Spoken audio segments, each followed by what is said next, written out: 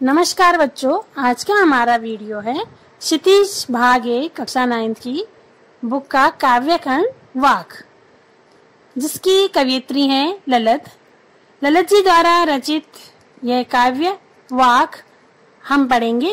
इसे पढ़ने से पहले थोड़ी सी जानकारी प्राप्त कर लेते हैं ललित जी के जीवन से संबंधित। ललित कश्मीर की लोकप्रिय कवियत्री है। उनके जीवन के बारे में प्रमाणित जानकारी नहीं मिलती। ललित का जन्म सन 1320 के आसपास कश्मीर स्थित पामपोर गांव में हुआ था। ललित को लल्लेश्वरी, लला, लल योगेश्वरी, ललरीफा आदि नामों से भी जाना जाता है। कवित्री जो कश्मीर की शैव भक्ति परंपरा और कश्मीरी भाषा की एक अनमोल कड़ी मानी जाती है। कश्मीरी संस्कृति और कश्मीर के लोगों के धार्मिक और सामाजिक विश्वासों के निर्माण में लल्लेश्वरी का अत्यंत महत्वपूर्ण स्थान है। ललित की काव्य शैली को वाक कहा जाता है। उनकी कविताओं में चिंतन एवं भावनात्मकता का विचित्र संगम है। इन्होंने अपने वाकों के माध्यम से उस समय समाज में व्याप्त धार्मिक आडंबरों का खुलकर विरोध किया है। उनकी काव्य शैली की भाषा अत्यंत सरल मानी जाती है, जिसकी वजह से कवित्री और भी प्रभावशाली बन जाती है। इनकी आधुनिक कश्मीरी भाषा का प्रमुख स्तंभ मानी जाती है कवित्री ललित। तो ये थी उनके बारे में थोड़ी सी जानकारी। चलिए अब पढ़ते हैं कविता वाक का सारांश। प्रस्तुत वाकों का संकलन मीरा कांत जी ने किया है।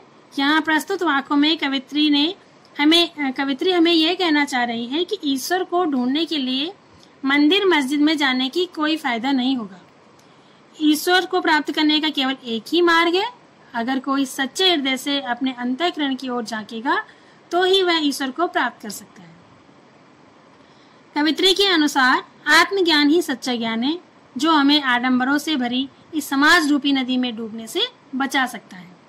उन्होंने धार्मिक तथा अन्य भेदभावों का विरोध किया है और ईश्वर को एक बताया है। उनके अनुसार सत्कर्म के द्वारा ही हम इस मायाजाल से मुक्त हो सकते हैं। कवित्री के अनुसार हम सत्कर्म तभी कर सकते हैं जब हम अपने अंदर बसे अहंकार से मुक्त हो जाएंगे। तो ये थी कवित्री के बारे में थोड़ी सी जानकारी और इस पाठ के बारे में जानकारी, यानी कि वाक जो कविता है उसका सारांश। चलिए पढ़ते हैं आगे के पद। रस्सी कच्चे धागे की खींच रही मैं नाव, जाने कब सुन मेरी पुकार, करे देव भवसागर पार। पानी टपके कच्चे सकोरे, व्यर्थ प्रयास हो रहे हैं मेरे, जी में उड़ती रह रहे हूँ, घर जाने की चाह घेरे। इसका भावार्थ है कि कवित्री कहती हैं कि यह जीवन कच्चे धागे की रस्सी सा नश्वर है, जिसके सहारे मैं प्रभु भक्ति की नाव को खे रही हूँ, यानी खींच रही हूँ।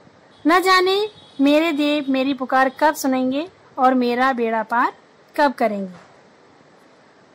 कच्चे धागे से बनी रस्सी पर पानी की एक एक बूंद नित्य गिर रही है, अर्थात समय बीतता जा रहा है, मृत्यु समीप आती जा रही है। प्रभु मिलन के सब प्रयास व्यर्थ हो रहे हैं। मेरे हृदय में रह रहकर एक तड़प उठती है कि मैं कब अपने प्रभु से मिलूंगी। अब मैं अपने घर अर्थात परमात्मा के लोक को जाना चाहती हूँ। जहाँ से मैं आई हूँ वहाँ जाना चाहती हूँ। आशा यह है कि जो कवित्री है वह नश्वर सांसों की सहायता से जीवन जी रही है, यानी एक दिन इन सांसों को टूट जाना है। वह अपने आराध्य देव को पुकार रही है कि मेरी नाव संसार रूपी सागर से पार लगाओ, मुझे इस संसार से बाहर निकालो। जीवन की नश्वरता दिखाने के लिए कच्चे सकोरे का उदाहरण दिया है।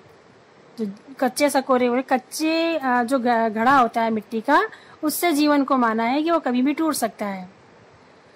कवित्री के मन में भगवान को पाने, ईश्वर को पाने की, परमात्मा को पाने की एक भूख उठी है, उससे मिलने की उसको आस जगी है। दूसरा ही हमारा पद है, खा खाकर कुछ पाएगा नहीं, खा खाकर कुछ पाएगा नहीं, न खाकर बनेगा अहंकारी, सम खा तभी होगा संभावी, सम खा तभी होगा संभावी, खुलेगी सांगल बंद द्वार की। अहंकारी का अर्थ होता है घमंडी। सम का अर्थ है अंतःकरण और बाह्य इंद्रियों पर संयम रखना। संभावी का अर्थ है समानता की भावना रखने वाला। सांकल माने कुंडी। तो जानते हैं इसका भावार्थ। कवित्री कहती है कि हे मनुष्य, तू सांसारिक भोगों में लीन मत हो। अपने सांसारिक भोगों में मनुष्य सुबह से शाम, दिन से रात लगा रहता है। भोगों से कुछ प्राप्त नहीं होगा, ना ही भोग के विरुद्ध त्याग और तपस्या का जीवन अपना। इससे मन में अहंकार उत्पन्न होगा। तू भोग और त्याग के मध्य जी, यानी अपने सांसारिक जीवन को जीते हुए और मन में त्याग की भावना को रखते हुए अपना जीवन जी। इंद्रियों पर उचित संयम रख। अपनी इंद्रियों पर संयम रखो। अपनी इंद्रियों के बस में मत हो जाओ, इंद्रियों को अपने बस में रखो। तभी तू सुख दुख और भोग त्याग के बीच समान भाव से रहना सीखेगा। तभी तेरे पर न सुख का प्रभाव पड़ेगा और न दुख का प्रभाव पड़ेगा। इसी सम मनोदशा में प्रभु प्राप्ति के बंद द्वार खुलेंगे।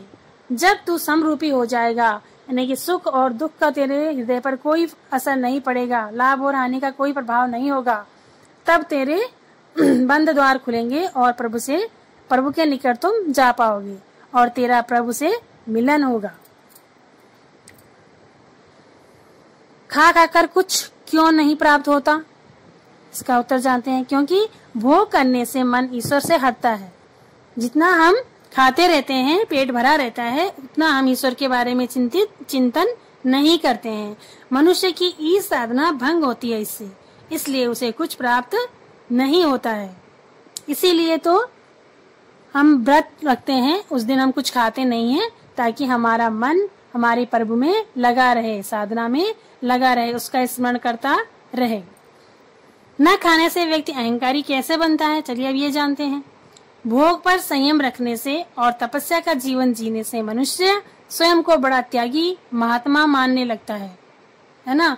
इससे उसके मन में अहंकार का जन्म होता है। अब अगला पॉइंट है हमारा कि सम खाने से क्या आशय स्पष्ट कीजिए इसका, कि सम खा यानी कि भोगों पर उचित संयम रखना। न तो भोग से दूर रहना, न ही उसमें लिप्त रहना, बल्कि उचित भोग करना। जितना आवश्यक हो उतना भोग करो वस्तुओं का। संभावी उसे कहते हैं जो भोग और त्याग के बीच मध्यम मार्ग अपनाता है। ये था इस पद का आशय। आप पढ़ते हैं अगला पद। आई सीधी राह से गई न सीधी राह, आई सीधी राह से गई न सीधी राह, सुषुम सेतु पर खड़ी थी बीत गया दिन आह, जेब टटोली कौड़ी न पाई, मांझी कोदू क्या उतराई। सुषुम सेतु का अर्थ है सुषुम्ना नाड़ी के मध्य। यह नाड़ी इड़ा और पिंगला नामक नाड़ियों के मध्य स्थित है। हमारे मस्तिष्क में दो नाड़ियां होती है, इड़ा और पिंगला नाड़ी, उसके बीच में है सुषुम्ना नाड़ी। मांझी माने होता है नाविक जो नाव पार कराता है, पार उतारने वाला। और यहाँ पर मांझी किसको कहा गया है? ईश्वर को। संसार रूपी नाव से पार ले जाने वाला कौन है? ईश्वर है। इसका भावार्थ है कि कवित्री कहती है कि मैं आई तो थी सीधी रास्ते पर, किंतु चल पड़ी हूँ उल्टे रास्ते पर। आशय यह है कि कवित्री परमात्मा प्राप्ति के पथ पर ठीक ही आई थी, किंतु उसने गलती से हठयोग का मार्ग पकड़ लिया। वह जीवन भर सुषुम्ना नाड़ी को साधने का प्रयास करती रही, कुंडलिनी जागरण में लगी रही और इसी में सारा जीवन बीत गया। उसे दुख है कि अंत में जब उसने अपनी जेब टटोली तो उसमें कुछ भी नहीं था, अर्थात सारा जीवन व्यर्थ हो गया उसका। अब वह परमात्मा को जवाब देने योग्य ही नहीं रही। उतराई के नाम पर उसके पास कुछ भी शेष नहीं बचा, क्योंकि अब समय निकट आ गया है, उसके पास समय नहीं है, सब कुछ उसका समय व्यतीत हो चुका है। यानी कवित्री भक्ति की सरल राह से चलने की बजाय हठ योग के जटिल मार्ग पर चल पड़ी। सेतु सुषुम्ना नाड़ी की साधना को कहा गया है। हठयोगी सुषुम्ना नाड़ी में कुंडलिनी जागृत करने के लिए विभिन्न योग साधनाएं करते हैं, जिससे सुषुम्ना नाड़ी जागृत होती है और कुंडलिनी जागरण होता है और फिर ईश्वर की प्राप्ति होती है। कवित्री ने अपना दिन अर्थात अपना सारा जीवन व्यर्थ की हठयोग साधना में बिता दिया, ऐसा कवित्री मानती है। मांझी का अर्थ है ईश्वर, वही इस भवसागर से पार कराने वाला नाविक है। कवित्री उसके सामने इसलिए परेशान है क्योंकि उसके पास उसे देने के लिए कुछ नहीं है।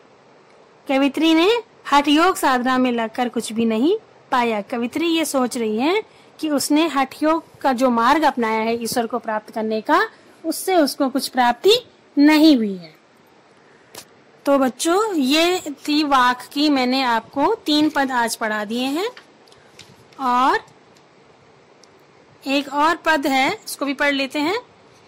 चौथा पद, थल थल में बसता है सिभी, भेद न कर क्या हिंदू मुसलमान, ज्ञानी है तो स्वयं को जान, वही है साहिब से पहचान। भावार्थ है, कवित्री कहती है कि वह परमात्मा कल्याणकारी है, वह हर जगह विद्यमान है, इसलिए हिंदू हो या मुसलमान उसे अपनाने में किसी को भेदभाव नहीं करना चाहिए। कवित्री ज्ञानी मनुष्य को संबोधित करके कहती है कि हे ज्ञानी, अगर तू सच्चा ज्ञानी है तो पहले स्वयं को जानो, अपने आत्म रूप को पहचानो। आत्मा से ही परमात्मा को जाना जा सकता है। कवित्री अपने प्रभु को शिव नाम से पुकारती है। शिव का अर्थ है कल्याणकारी। कवित्री प्रभु को कल्याणकारी मानती है। कवित्री ज्ञानी मनुष्य को प्रेरणा देती है कि वह अपने भीतर स्थित आत्मा को पहचाने, अपने वास्तविक स्वरूप को जाने। तो ये था कवित्री ललित जी की रचनाएं वाक, समाप्त हुआ। और दूसरे वीडियो में मैं आपको इससे संबंधित प्रश्नोत्तर करवाऊंगी। आज के लिए इतना ही, धन्यवाद।